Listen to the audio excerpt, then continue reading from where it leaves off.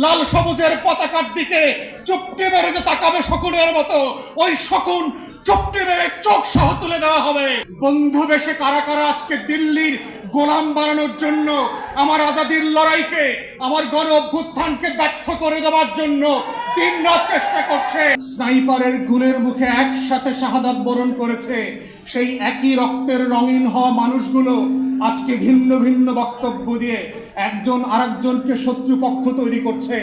এইটা যদি আমরা বন্ধ না করি, গণ অভ্যুত্থানের পক্ষের শক্তিগুলোর ভিতরে যেভাবে ফাটল ধরানোর চেষ্টা করা হচ্ছে, গণ অভ্যুত্থানের পক্ষের শক্তিগুলোকে একজনকে আরেকজনের পক্ষের বিপক্ষের খলনায়ক বানানোর চেষ্টা করা হচ্ছে, নতুন করে বয়ান তৈরি করবার চেষ্টা করা হচ্ছে।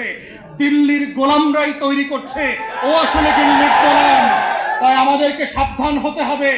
বন্ধু বেশে কারা কারা আজকে দিল্লির গোলাম বানানোর জন্য, আমার আজাদির লড়াইকে, আমার গণ অভ্যুত্থানকে ব্যর্থ করে দেওয়ার জন্য দিন রাত চেষ্টা করছে, সেই দিল্লির গোলামদেরকে এক্সপোজ করা, সে রাজনৈতিক দলের নেতা হোক, সে আমলাতন্ত্রের মধ্যে হোক, সশস্ত্র বাহিনীতে হোক, গোয়েন্দা সংস্থাতে হোক, এই যে নতুন বয়ানের রাজনীতি তৈরি হচ্ছে, যেই রাজনীতির মধ্য দিয়ে গণ অভ্যুত্থানের নায়কদেরকে আজকে খলনায়ক বানানো হচ্ছে, যেন বাংলাদেশ সব লুটপাট করে খেয়ে ফেলছে সমন্বয়করা।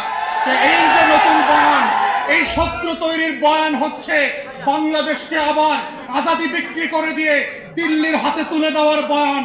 এই বয়ান হচ্ছে এজেন্ডা সেটিং করে 111 এর মতো করে মসনদ পরিবর্তন করবার যেই রাজনীতি, এই রাজনীতি থেকেও আমার তরুণ এবং যুবকদেরকে সাবধান হতে হবে।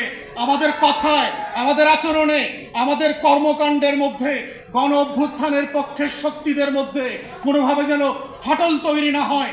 আমরা সবাই রাজনৈতিক প্রতিপক্ষ, কিন্তু রাষ্ট্র সাপেক্ষে, দিল্লি সাপেক্ষে, আওয়ামী লীগ সাপেক্ষে আমরা সবাই গণ অভ্যুত্থানের কাতারের সহযোদ্ধা। এই লড়াইতে বিএনপিও লড়াই করেছে, এই লড়াইতে এনসিপিও লড়াই করেছে, এবি পার্টিও করেছে, জামাত শিবিরও করেছে, চরমোনাইও করেছে। তারা কেউ গণ অভ্যুত্থানের শত্রু না। কিন্তু আমরা দেখতে পাচ্ছি দিল্লি এবং কলকাতার বয়ান দিয়ে আজকে গণ অভ্যুত্থানের পক্ষের শক্তিগুলোর মধ্যে যেই বিভাজনের রাজনীতি তৈরি করা হচ্ছে, এই রাজনীতি হচ্ছে দিল্লির রাজনীতি, নায়কদেরকে খলনায়ক বানানোর রাজনীতি, শত্রু সাপেক্ষে বাংলাদেশের স্বার্থ বিক্রির রাজনীতি।